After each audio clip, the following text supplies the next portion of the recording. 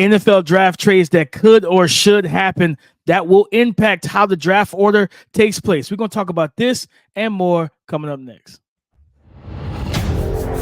You are Locked On NFL Draft, your daily podcast covering the NFL Draft. Part of the Locked On Podcast Network, your team every day.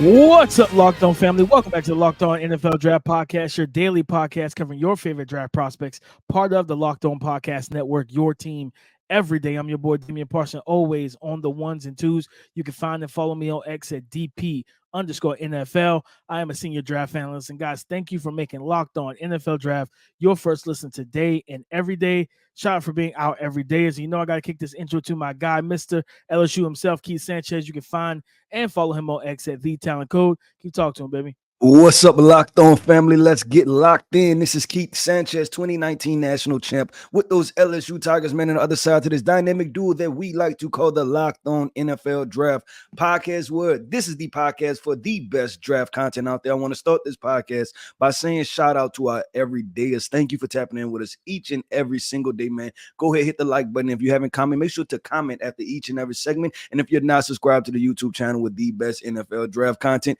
make sure you subscribe to the Locked On NFL Draft YouTube channel. DP, we are talking NFL draft trades that should/could happen. Then we're going to do a little bit of this and that, right? Braden Fiske versus Michael Hall Jr., two explosive interior defensive linemen. Which one will we take? And then we're going to bring in some sleeper draft prospects, guys that are highly talented that nobody's talking about. And yes, we're still unveiling new names. DP, let's get this thing started, man, with the NFL trades that could happen or should happen. Where do you want to start with this? Keith, I think the one that sticks out to me that I didn't think about until probably the last 2 weeks is the Arizona Cardinals. And, you know, I've been all about them standing pat, drafting Marvin Harrison Jr. Now, I still want them to get Marvin Harrison Jr., as so does GM Monty Ossenfort. But if you're going to trade out of four, let's say 1, 2, and 3 are quarterbacks, right? Let's say Minnesota is adamant about coming up to 4 to get J.J. McCarthy, right? You're not trading up for Michael Penix or Bo Nix. If Drake, Caleb, and Jayden are off the board with the first 3 picks and the Cardinals sitting at 4, Minnesota more than likely is trading up to 4 to get a quarterback. And if I'm Arizona, I'm doing this thing 2 ways. The trade that I think should happen, if that's the case, yes, you trade back and you take pick 11, pick 23 from Minnesota, and you get a first round for 2025. Because for one, they're coming outside of the top 10. So it's like you're dropping down into there. But I'm also on the phone with the Chargers. As I'm on the phone, I got somebody else on the phone with the Chargers. Like, hey, we want to come up from 11 to 5, right? And that way, now you're able to get another pick, right? Like you get the 23rd pick, which was the Texans pick. You still have your 20. Well, I can't remember which pick they have. 26, 27, somewhere in there. Arizona. So you still have that pick. You still have the 23rd pick, and then you use that 11th pick, swap picks with the Chargers. Maybe send them a third, because I think the Cardinals have 3 third-round picks. Send them a third, which is one of the top 100 picks you have. Put that to sweeten the deal, and you move back up and you get Marvin Harrison Jr. if you're going to trade back. But I think that's a trade that probably could happen. And if it could happen, that's how I would try and do it, is if the Chargers aren't trying to move with me from 11 to 5, I might tell Minnesota, you better call the Los Angeles Chargers, because we're closed for business. Yeah, I don't mind that trade at all. Do you think that's giving up too much, or with the Arizona Cardinals? Do you think it's too much, or them just trading out of that? I guess they have to kind of go back just to kind of go forward, right? Yeah. Are you afraid of what if the opposing team is not willing to will and deal? Like, do you? Absolutely, 100%, Keith. Like, if they're not, that's the fear. Like, I you know what I mean? Like, if the Chargers are like, nah, we're good. Hold on a second. Hey, put QC on hold for Minnesota. Like, I'm trying to fix some. Like, you telling me you're not going to trade? All right, then. Well, Minnesota, I'm sorry. We just can't do this, because it's as enticing as it is, Keith. I think you always talk about when it comes down to trading picks, and like, typically, like, it's a little different. But like, you talking about, man, I'm fine trading a second round pick for Stephon Diggs, right? Because I know what he is.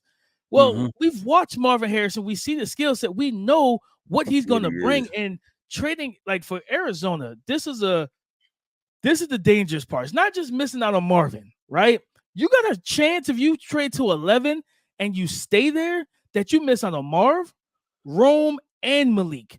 I'm not even putting that to risk if I can't move back up, right? If I don't have both trades in place to where it's like, all right, boom, we move to 11, then the broadcast comes back from commercial. The Arizona Cardinals have moved from 11 to 5. If I can't do that, I'm good because wide receiver is the biggest need for this team.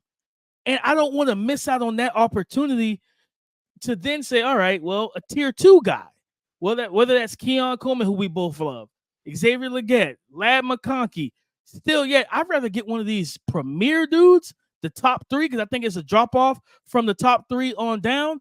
I need to be in position to get one of those guys because you don't know what Chicago's going to do at 9, right? You think Chicago won't get the chance to listen. We messed up Justin Fields. We know he did. And Caleb, we're not going to do that to you. So not only did we get Keenan, if Malik Neighbors or Rome on the board at 9, what's stopping them from picking a receiver there? No, I agree with you 100%, and maybe they should just go all in, right? DP, my draft trade that needs to happen, right? It's the New York Giants.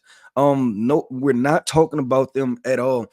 I just don't see how the fans are going to respond to Brian Daboll positively. I just couldn't run it back. I'm sorry. Like me as the head coach, if I'm sitting there and you know, like Daniel Jones, like you said, we paid the $40 million, 17 touchdowns, right? And then we move on.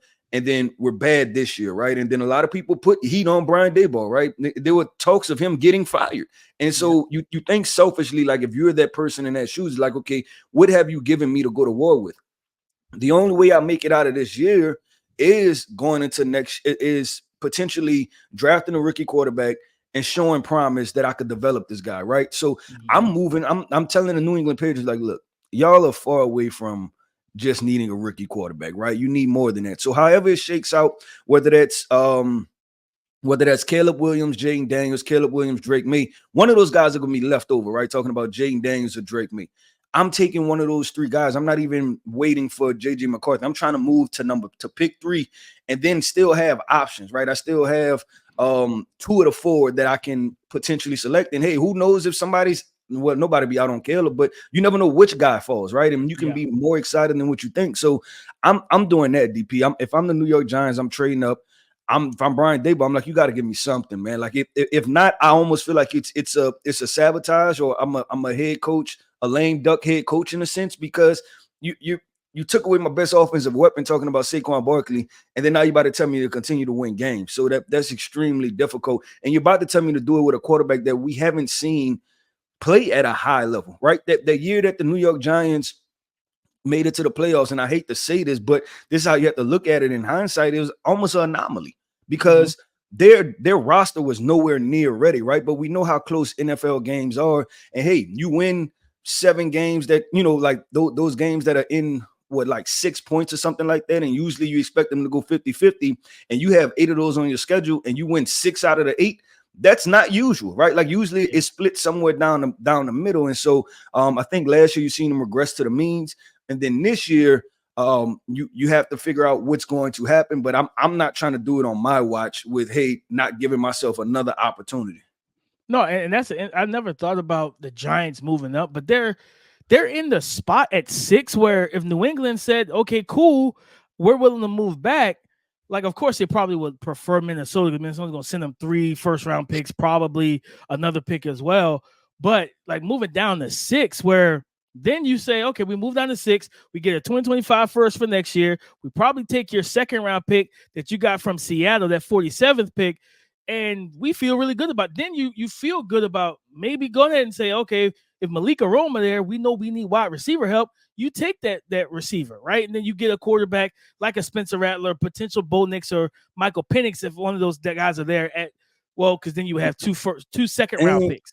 Yeah, and you still in potential to draft Joe Alt, right? Like the number 1 offensive tackle could potentially still be there. And you can be like, you know what? Let me get Joe Alt. We know we have a premier left tackle for the next 10, 12, 15 years.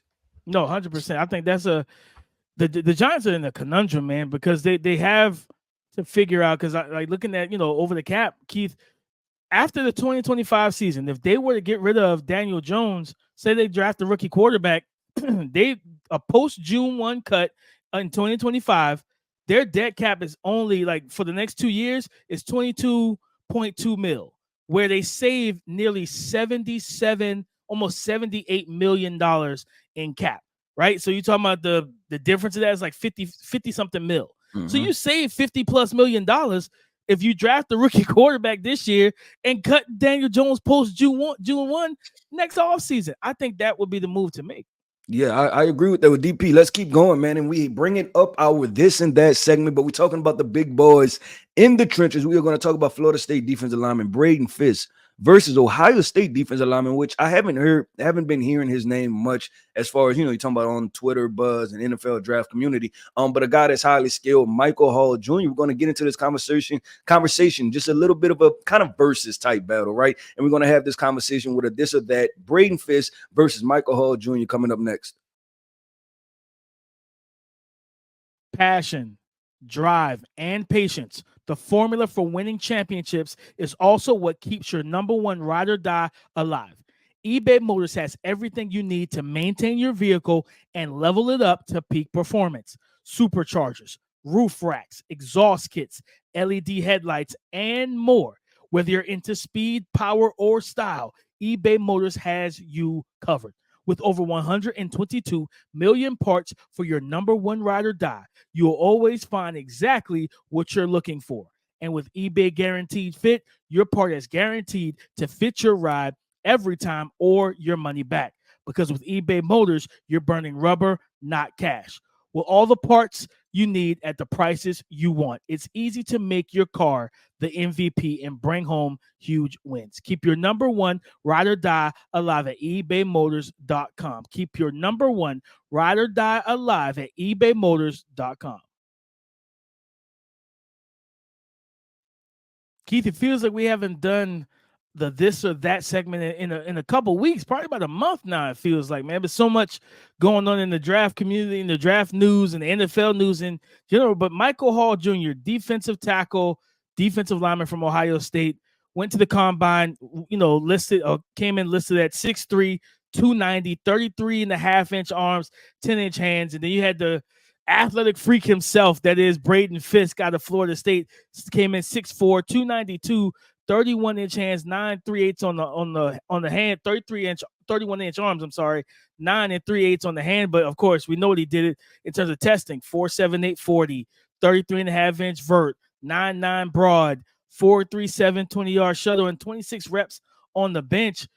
For a guy like Braden Fiske, and when you look at these guys, they are two of the more, I guess, polarizing talents on day two in terms of the interior defensive linemen.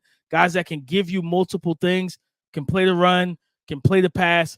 Keith, when you look at these two talents, we both study them both. How do you feel about this or that in this situation? I'm going Braden Fiske all day long, and not that I don't think that Michael Hall Jr. is immensely talented. I do think there will be a size conversation when it comes to Michael Hall Jr., right? Just his ability to hold up against the run. I do think his first step explosive is really good. I think he's a guy that can get in the cracks, pass rush. I think we talk about Jerzon Newton and we talk about Byron Murphy, right, as those pass rushing defensive tackles. I think if you don't want to have to spend a late first, early two on one of those guys, and you can get Michael Hall Jr. in the third, I think you potentially may get very similar results out of those guys because the skill sets are very similar. Now, Braden Fiske, why would I take him? DP, you said day two, right? I would be a team that I'm looking at Braden Fiske late day one, to be completely honest, and it's because of the size. You said the measurement was 6'4", I believe. 6'4", 292, 31-inch on the arms. Yeah, 6'4", 300 pounds, right? And we talked about his movement skills watching him at the combine. He ran a 4.78. And you know what team I think of all the time, and maybe it's because they take swings on these guys. But the Kansas City Chiefs, they drafted Felix and Udoka Uzomah as an edge rusher, but then the year before, who did they draft? George Karlaftis. I like Braden Fiske more than I like George Karlaftis, to be completely honest. I think he has a bigger frame. I think he like you're talking about the interior defensive line position, he collapses the pocket better, right? I think he has more of a physical presence to him. You could just feel him when he's on the field. So I like Braden Fiske a lot, and I would take Braden Fiske in this situation. And like I said, the back end of the first round, I'm definitely like you. And you can't even throw out teams like the San Francisco 49ers, right? Like who says that they wouldn't just try to get another interior defensive lineman and say, you know what, we ready to rock and roll. Potentially the Detroit Lions. And I know that, matter of fact, the Detroit Lions signed a couple of defensive tackles, so they kind of start up front. But I just think about those teams at the back end of the first round and be like, man, if he goes to the right situation, I think it's going to be a home run hit. Yeah, I rock with Braden. I wouldn't take him in the back end of the first, but I do like him a lot. I think for me, Michael, this is a situation where, well, this is a discussion where situations are definitely going to matter, right? Like if Michael Hall being at 290, like, and it's crazy because he didn't do testing at the combine. He did it as pro day, ran I think the exact same 40 as Braden.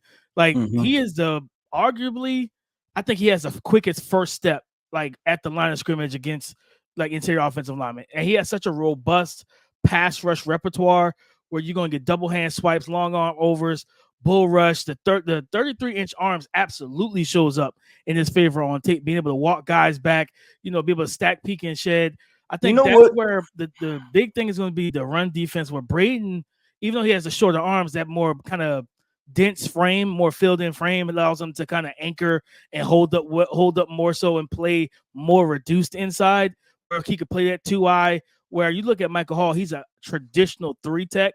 I think if you look at, like, for example, the Philadelphia Eagles, Jordan Davis, Jalen Carter, you put him alongside one of those guys on the defensive line. He also plays some actual D end as well because of how athletic he actually is. If I have to pick one, this is tough because I have him like very close. I am actually going with Michael Hall. That upside as a pass rusher, like, is so, to me, his upside, his ability to beat guys one-on-one in pass rush situations is superior to what Braden Fiske is, and where Fiske is superior in the run game.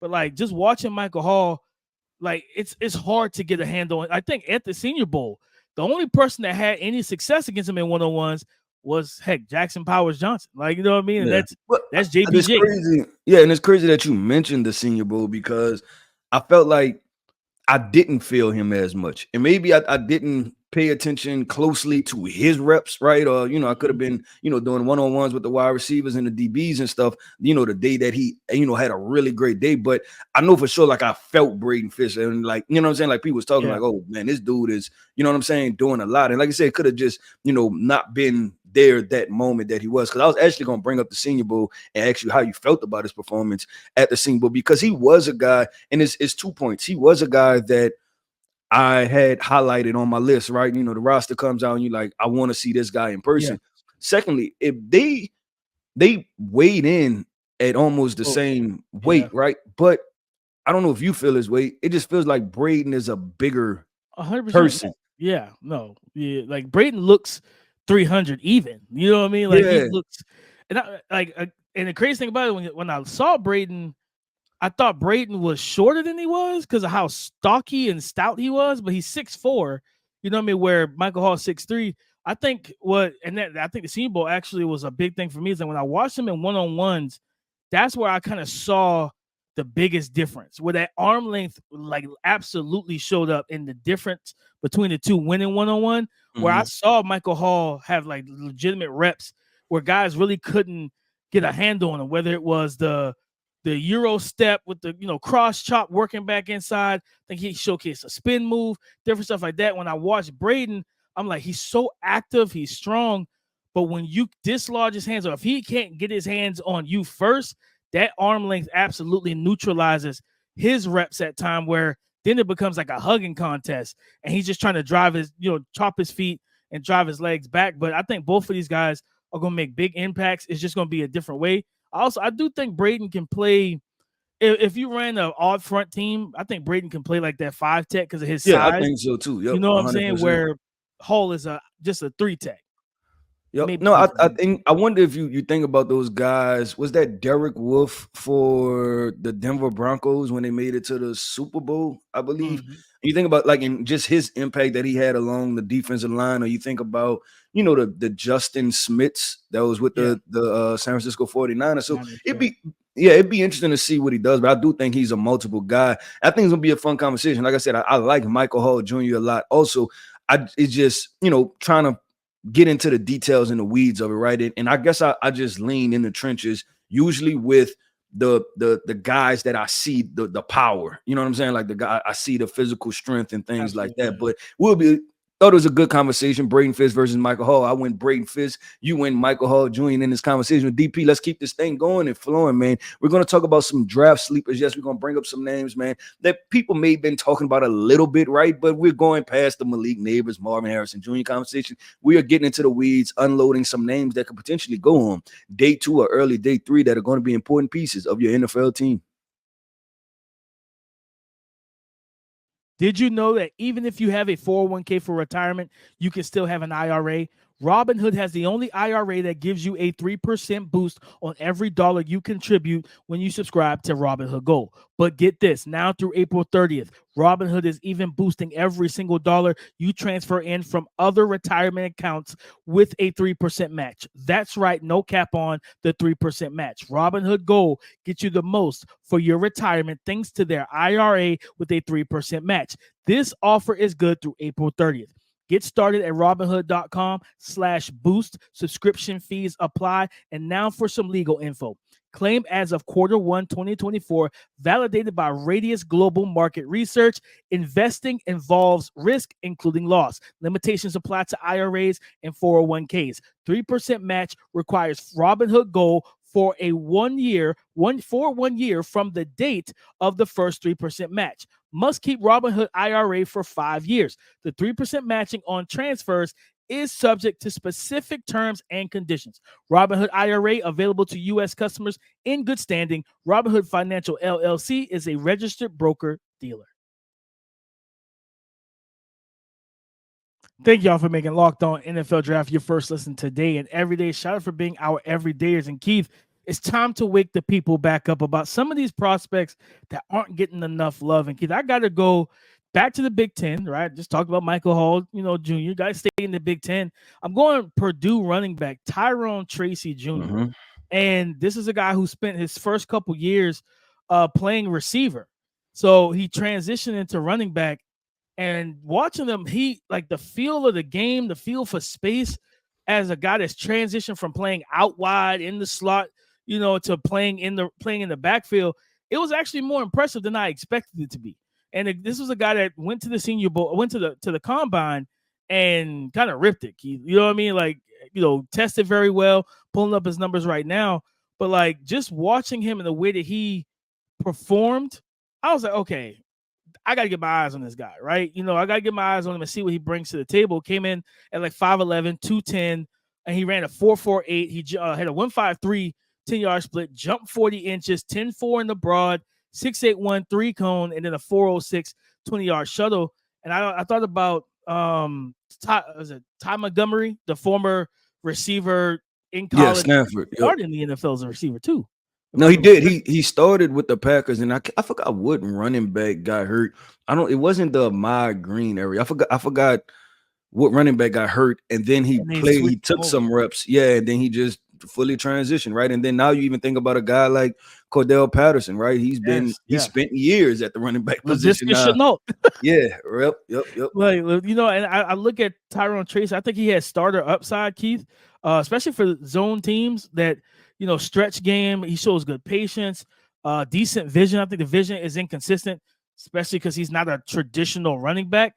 But that upside and that versatility, talking about a mismatch weapon where it's like you want to go empty but not bring an extra receiver on the field. You can have Tyrone Tracy in on third downs, motion him out. And now this is a former receiver against linebackers, Keith. And that's where that mismatch in space becomes. And you want to give your quarterback coverage indicators. You start motioning him pre-snap, seeing who's trailing and who's following. Is it man, or are they just bumping over into their gap, bumping over a gap into zone? I just look at the situation. I'm like, man, this is a guy that I really like in the running back in this running back class. Still gonna be a day 3 pick 9 times out of 10 after this free agent class we just saw in the NFL for running backs. But when you have all these guys in front of him, I think somebody's gonna get a steal. And he's a punt and kick returner as well. He's a specialist, where he can return kicks. Good, be able to string together moves and cuts, spin moves, jump cuts, good burst and explosion. He's more of a long strider where you see that 4.48. It's more kind of build up speed, but he has like some home run hitting ability to him. But again, I think you put him in a zone scheme, you get a lot. You're gonna get the best out of this young man. And again, third downs, and he will pass protect. That's what I love too. He'll stick his face in the fire and take on a free running linebacker or edge defender. He's not afraid to do it, and he does it with pretty solid technique. Everything transition from receiver to running back is it is a transition for these guys, and for him to not be a fish out of water when you watch him on tape, that impressed me, Keith. Yeah, I think this running back class is showing to be. It's going to be very interesting, and I think it's going to be spots are going to matter for guys, right? And there's going to be some guys that you may have graded higher than others, and the lower graded guy ends up being a more productive player because he goes to a certain situation, right? I think that maybe this class isn't like it doesn't have Saquon Barkley's, right? But Yeah. I feel like there are a lot of Danny Woodheads and Austin Ecklers.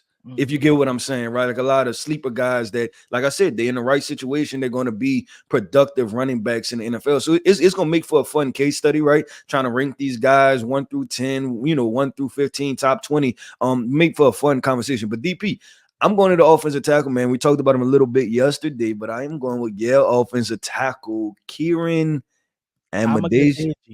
Amegadjie. So I mentioned him yesterday. Say I wanted to talk to him, bring it back for this episode. And listen, this is a player, the arm length, right? The overall body mass, the height, he checks those boxes. Now the questions you have is just he's raw. He's raw. You can tell he needs development. But man, how many times have we seen the NFL take swings on offensive tackles, right? Who check the height mark, the height check mark, the weight check mark, the arm length check mark, and he has the movement skills. You watch him.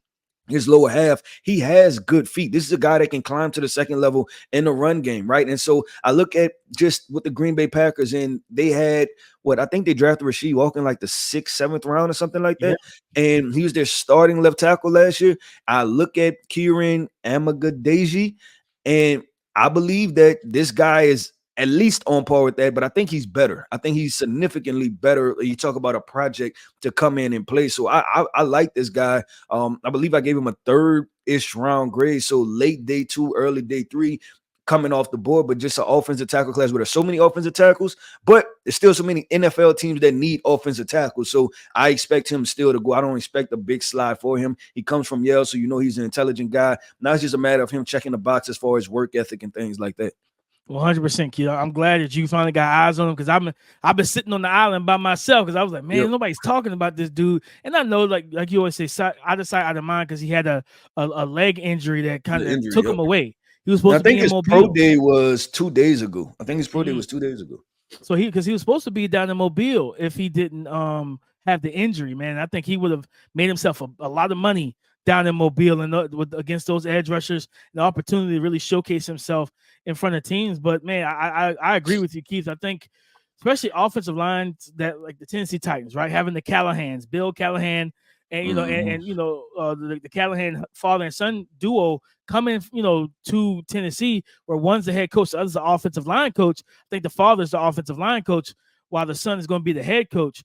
And just having that situation where, unlike popular belief, like you need a left and right tackle, you know what I mean, in the NFL nowadays. So just having a good old line coach can help him, like you said, kind of reduce some of that rawness. But I think once he start getting his reps, he's physical, he's athletic. There's a lot to like about this young man's profile. Yeah, even when you think about the New York Jets, right? They have 2 veteran offensive tackles, with Tyron Smith and then Morgan Moses. Draft this is your draft and stash guy, right? This is the guy you draft. You let him develop a year. You have 2 veteran guys. You let him learn from both of those guys, see which one he picks up better. Then you can also swing him in practice, left side, right side, figure out what works best for him, and then he can go ahead and be your starter moving on into the next year. That's the type of belief that I have in him. Or the Dallas Cowboys, you would probably have to throw him in there immediately. That could be a little risky, right? But I do like him as a draft and stash for 1 year guy, because you even look at the Jets when those injuries, right? They tried Max Mitchell, the offensive tackle from ULL, right? And it's just, I think this guy has a lot more upside than even what a Max Mitchell had. And Max Mitchell played a significant amount of games last year. Facts. And I'll close it out with just went and pulled up his combine, measurements, Keith. 6'5", 323 pounds, outstanding, 36 and an eighth on the arm, almost 10 inches on the hands. This guy has all the physical tools and ability. You just got to get him into your program, get him into your franchise, get him back into playing, back to playing ball. He's been out for playing ball for a couple months now. Get him back ready to go, and I think you have yourself a legitimate starting tackle going into year 2, 3, 4, and so on of his contract. Yup, with DP. That wraps up another episode of the Locked On NFL Draft Podcast. We are the number one source and the best source for all things NFL draft content. I want to say shout out to Everydayers. Thank you for tapping in with us each and every single day. Listen, man, my name is Keith Sanchez. You can find me on X at The Talent Code. That right there is my co-host, my guy. We go to war with every single day, Damian Parson. You can find him on X at DP_NFL. And like we always like to say, man, y'all come talk to us because we like to talk back. Go subscribe and follow for free on YouTube, wherever you listen to podcasts. Get the latest episode as soon as it is available. Thank you for making Locked On NFL Draft your first listen today and every day. Shout out for being our everydayers. Happy Friday, guys. Enjoy your weekend. And remember, come and join the conversation again tomorrow on the Locked On Podcast Network, your team every day.